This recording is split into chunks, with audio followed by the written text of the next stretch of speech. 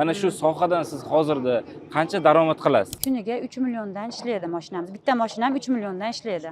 Endi buni 4,5 milliondan hozir ishini gaplashganmiz, Xudo xohlasa. O'zbekistonda biznesmen ayollarimiz juda ham ko'p. Ba'zilari tikuvchilik sohasida bo'lishi mumkin yoki ishlab chiqarish sohasida bo'lishi mumkin. Hozir sizlar bilan bitta opamiz bilan suhbat quramiz. Aynan noodatiy ayollarga mos bo'lmagan biznesda. Assalomu alaykum. Assalomu alaykum. Bu kishi Sojida opamiz bo'ladilar. Opa, yaxshimisiz? Charchamayapsizmi? Aynan bu opamiz hozirda Farg'onadan bizdan avtokran xarid qilgandilar. Umuman avtokran, ya'ni ayollarga mos bo'lmagan biznes bilan shug'ullanmoqdalar. Opa, yaxshi keldingizmi? Rahmat, Allohga shukr. Allohga shukr. Hozir biz video olyapmiz, ya'ni shu video jarayonida juda ham qiziq, chunki ko'plab mijozlarimiz erkak kishilar bo'lgan. Aynan bizni qiziqtirgan narsamiz ayol kishi bo'lib turib, shu avtokranni xarid qilib, shu biznes bilan shug'ullanganingiz. O'zi qanday qilib bu sohaga kirib kelgansiz? Opa, ozgina gapirsangiz. Biz o'zi oilaviy kranavchilar oilasimiz. Dadam yoshliklaridan kran bilan shug'ullanardilar, keyin akam shug'ullanadi. Opam ham keyin menga 3 yil bo'ldi bu sohaga kirganimga. Oldinlari qiziqmas edim, ularni ko'rib men ham qiziqib, xo'jayinim yordam berdi, kran oldim. Xudoga shukr. Hozir yaxshi. Hozir sizda nechta kran bundan tashqari? Bundan tashqari yana 50 tonnaligim bor. Yana 50 tonnalik. Bu ikkinchisi. Xudo xolasa 100 tonnaligiga to'lov qilyapman o'zlaringga. Sojida opa, o'zi bu avtokranni qanchaga xarid qildingiz? Sizga qanchaga tushdi? Hammaga qiziq bu.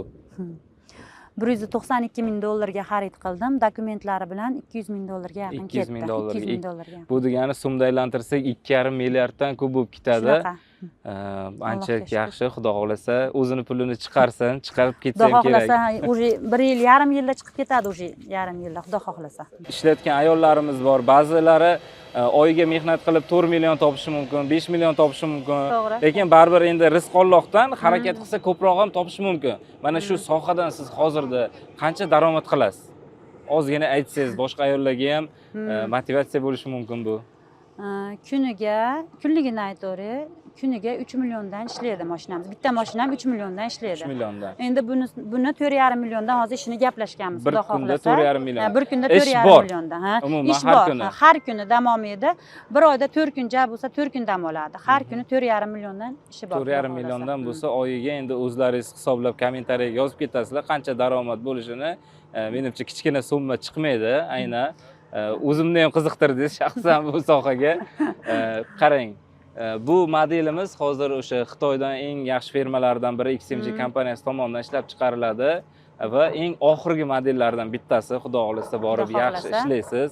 Yana shu mana Grand Track kompaniyasidan xarid qildingiz. Shu Grand Track kompaniyasi haqida ham ozgina gapirib o'tsangiz.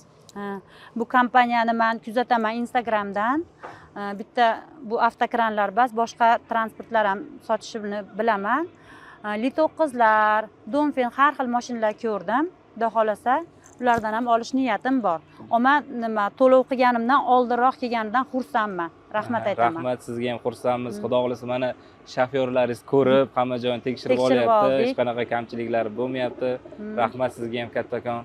Sog' bo'ling. Hurmatli bizni kuzatib boruvchilar yoki obuna bo'lgan yoki bizni mijozlarimiz, Grand Track kompaniyasi XMG Zoom million Sunny avtokranlari, beton nasoslari, undan tashqari ekskavator, pagurchik texnikalari va bizdan umuman ofisimizga kelib Carmixlar, Avtovishga, umuman Xitoy hududida ishlab chiqarilayotgan barcha texnikalarni sifatli, arzon va kelishtirilgan narxlarda xarid qilishingiz mumkin. Albatta bu uchun siz quyidagi nomerlarga murojaat qilishingiz yoki bizning Instagram sahifamizga obuna bo'lib qo'yishingiz kerak.